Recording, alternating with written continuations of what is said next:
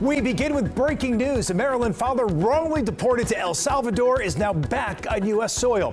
Hi, everyone. Thank you for joining us tonight for DC News Now at 9. I'm Chris Flanagan. And I'm Susan Tran, but he is back to face some very serious federal charges. The Department of Justice is accusing Kilmar Abrego Garcia of being part of a human smuggling ring.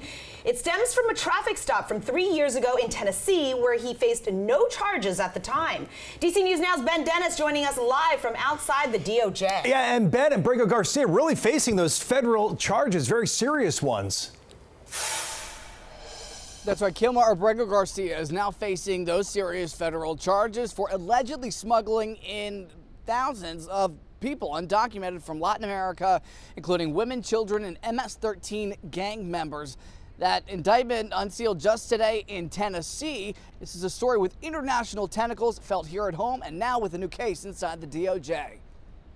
Abrego Garcia has landed in the United States to face justice. Federal prosecutors now alleging the Maryland man wrongly deported in March conspired and worked to illegally bring thousands of undocumented people from Latin America into the U.S. This was his full-time job. This defendant trafficked firearms and narcotics throughout our country on multiple occasions.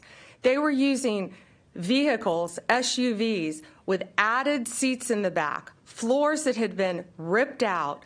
The case stems from a Tennessee traffic stop in 2022 for speeding. Officers reportedly noticed a handful of people inside Kilmar Abrego Garcia's vehicle. Suspecting human trafficking at the time, he was let go with a warning. Garcia was deported in March despite a 2019 court order barring that from happening to him, causing a wave of concerns over due process. This matter could have gone away within a week or two after the case being filed. Instead of simply admitting their mistake, they'll stop at nothing at all, even some of the most preposterous charges imaginable. Garcia arriving in Tennessee Friday after the federal indictment there was unsealed. If convicted, the DOJ plans to send Garcia back to his native El Salvador after serving any sentence. What happened today is the exact opposite of due process, because due process means the opportunity to defend yourself before you're punished, not afterwards.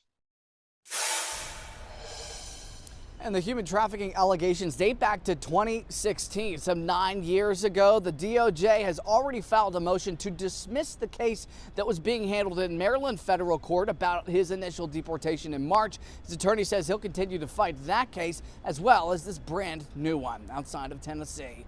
Outside the DOJ headquarters in downtown D.C., Ben Dennis, back to you.